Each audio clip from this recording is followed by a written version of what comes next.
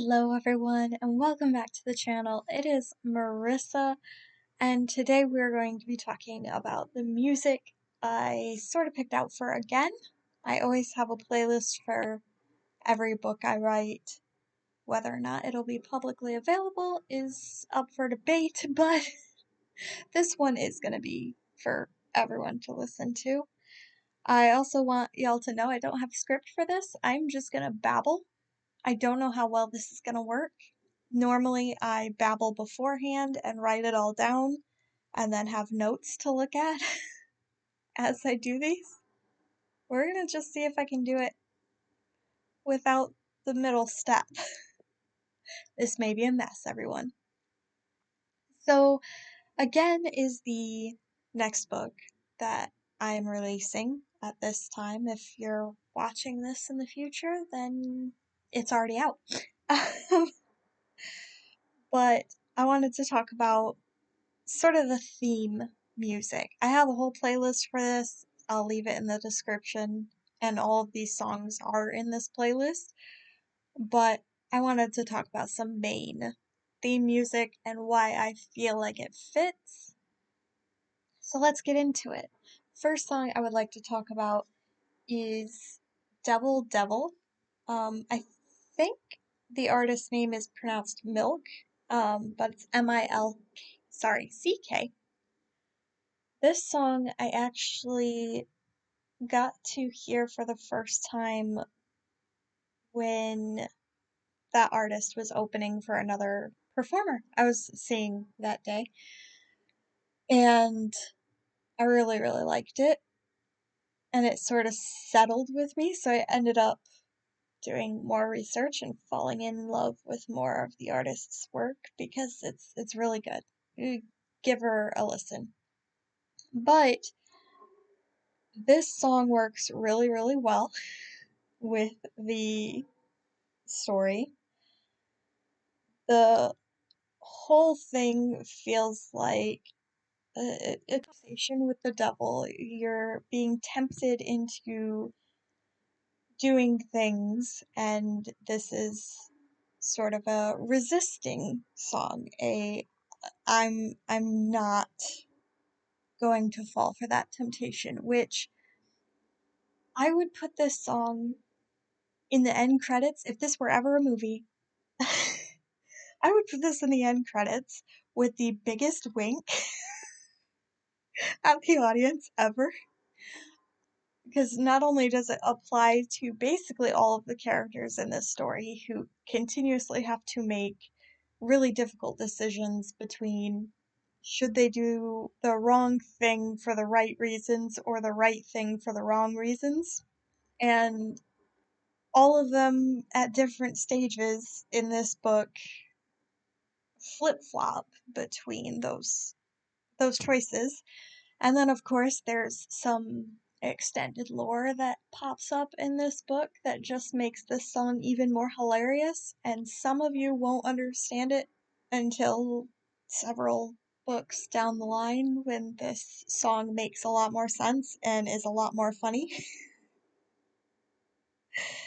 It's a pun. This song is literally a pun in multiple ways, but it works really, really well with the theme and is in general on point with a lot of the stuff going on in this book. So you can listen to this song and get to the end and be like, oh yeah, there's a pun here. This is awesome. I love this. But you can also take it a completely different way when you have hindsight a little ways down the road.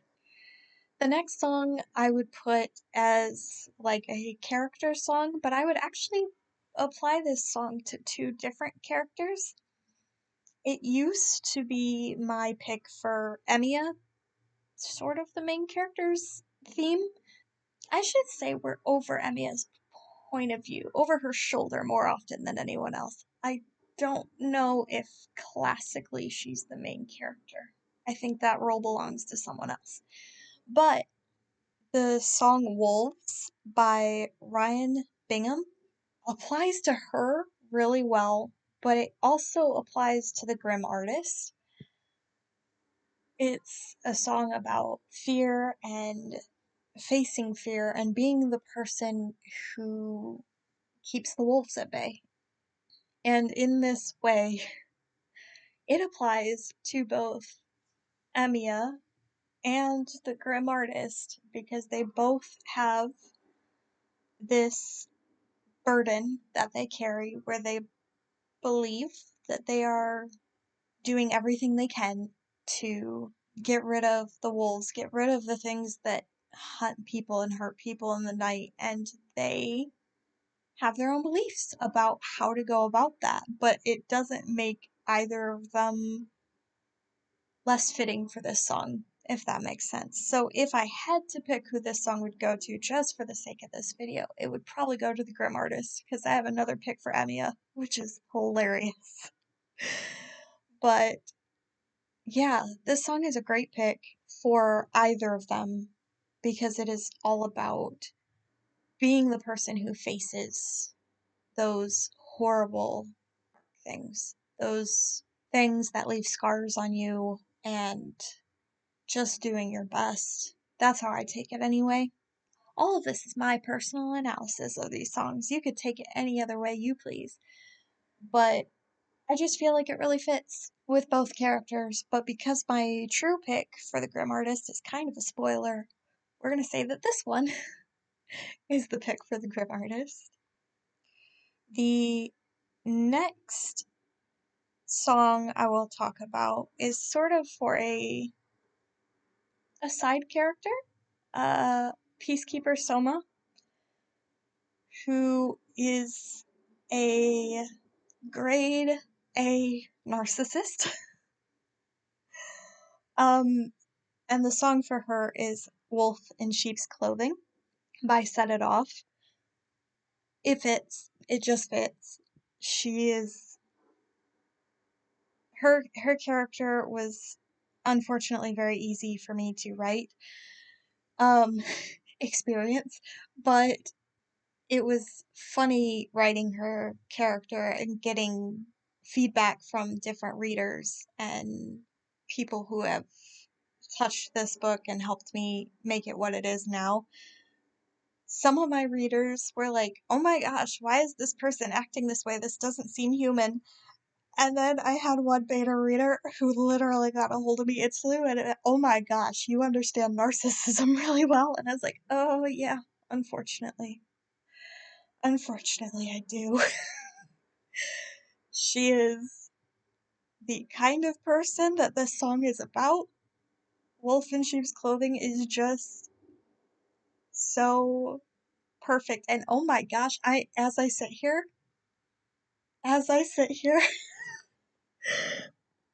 this is hilarious. This is more hilarious because the theme for Emiya and the Grim Artist is wolves, and the one I pick for Soma is Wolf in Sheep Clothing. I love this. I love the layers here. I didn't do this on purpose. I didn't do any of this on purpose. Some of you are gonna laugh during certain time loops. It's hilarious. This whole thing, I'm leaving in all of this nightmare mess of babbling because that's hilarious. And when you read this book, you're gonna understand why it's hilarious. Oh my gosh, I didn't do that on purpose. I think Emiya has infected my brain. All of the puns just happen naturally now. I don't even have to think about it. This song is basically an outside perspective looking in at somebody who is narcissistic and who treats people very poorly for their own gain.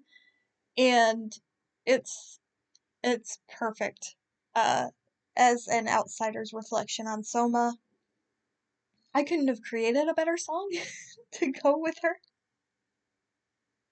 So we're very lucky that Set It Off did it for us because it fits. It fits really, really well. The next song I would pick for a character, we got two left. Two sort of focus characters left that I would pick a theme song for. One of them would be The Kill by 30 Seconds to Mars, and this one is for Officer Yuli. If you know how, if you understand what the song is about, um, and about the inner struggles and facing who you are, this is perfect for Yuli. He starts off as this very wide-eyed rookie cop who just doesn't understand how messed up the universe is. And with every time loop, he slowly gets more and more aware of what's happening around him and what's really going on in the universe. And this forces him to sort of confront himself and confront the world and choose whether or not he's going to cling onto this naive sort of viewpoint or if he's going to take on a more complex look at the world.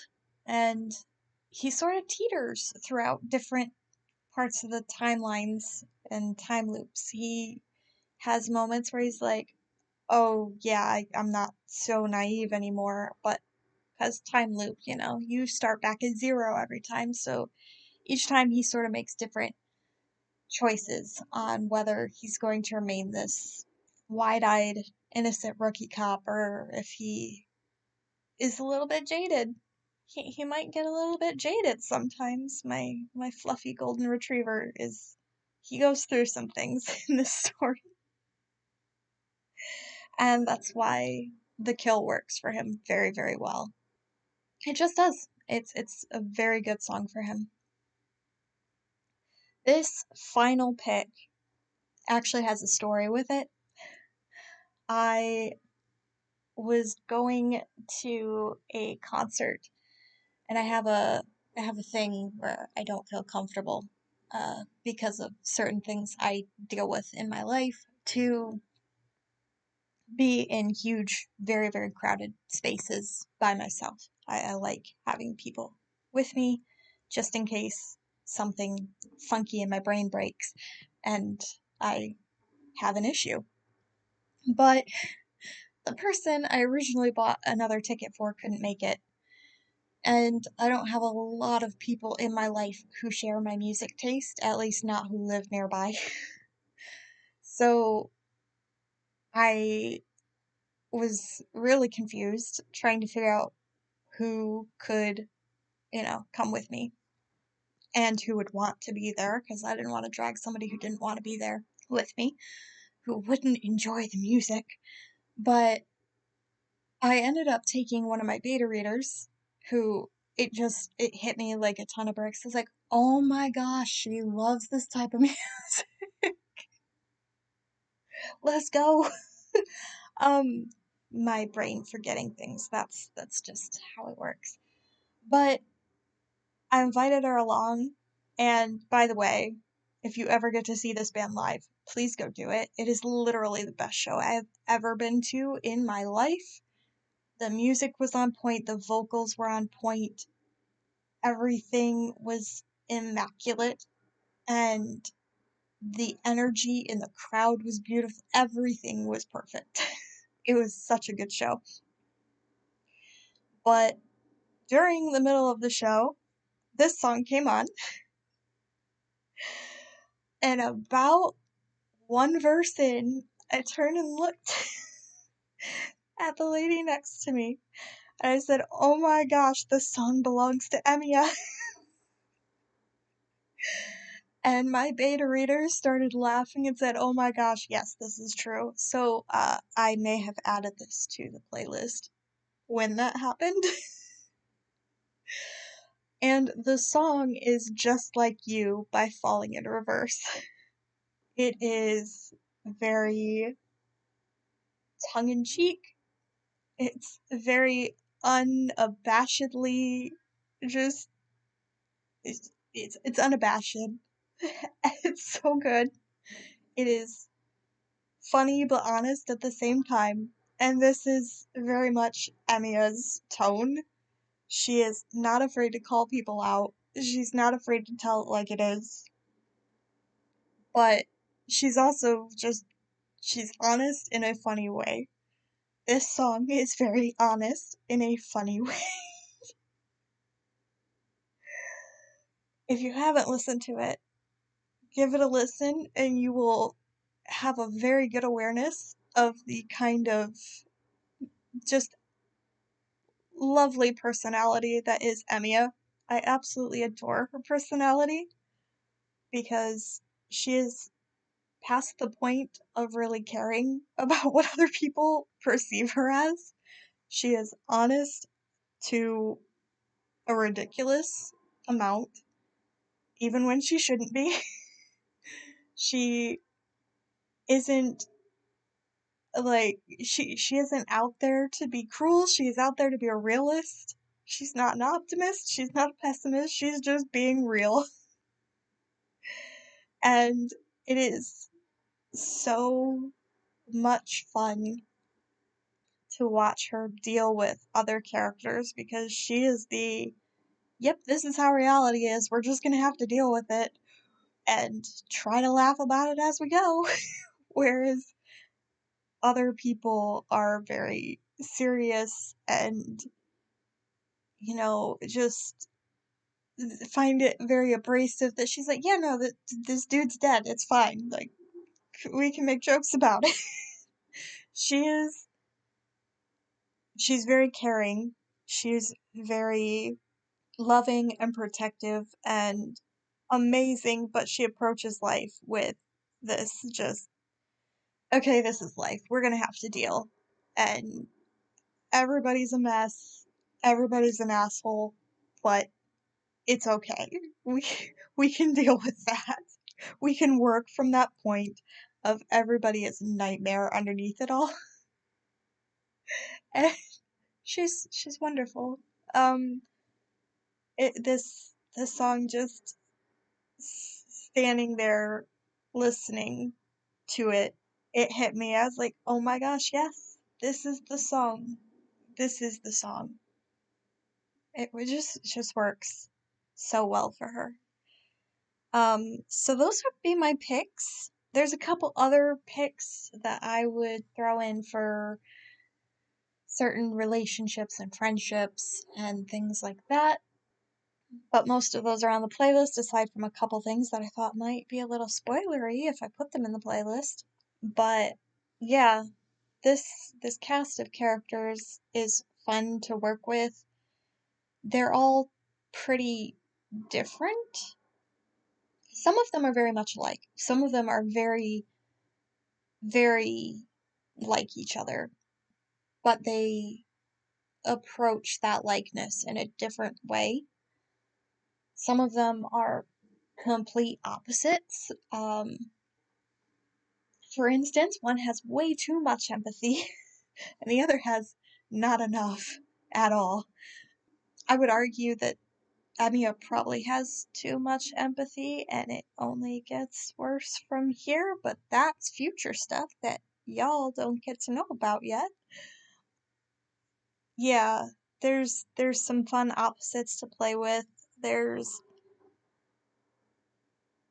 sort of the middle ground with Yuli. He's kind of the stand-in for the audience. He's the audience stand-in where he gets to go on the lovely journey with the reader usually. At least with all the readers so far, everybody's followed his journey. But yeah, it's a fun mix of characters, and the music, I feel like, hits them pretty well. There's a couple other ones I would pick, but again, it's all in the playlist that will be down in the description box. I think I did okay for not having a script. I mean, it wasn't horrible. I might be able to do more of these on occasion, but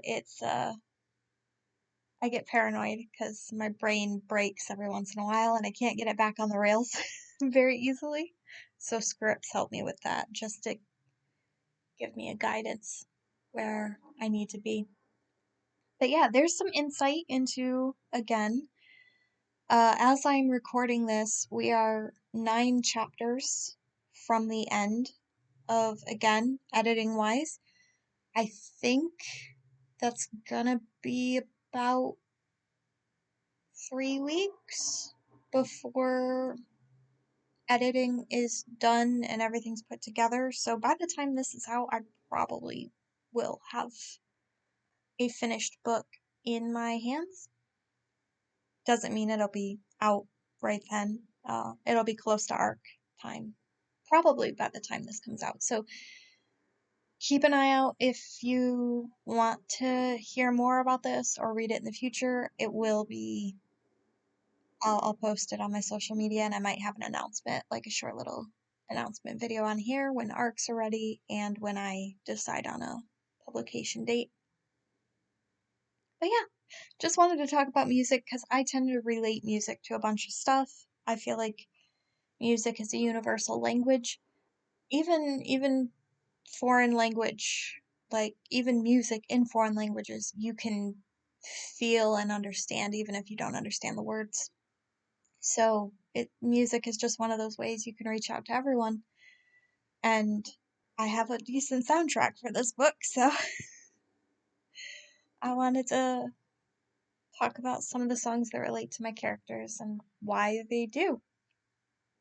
I hope you all have a wonderful day, night, evening, whatever it is for you. Be kind, share smiles, share some love today, help somebody out if you can. Take care, everyone.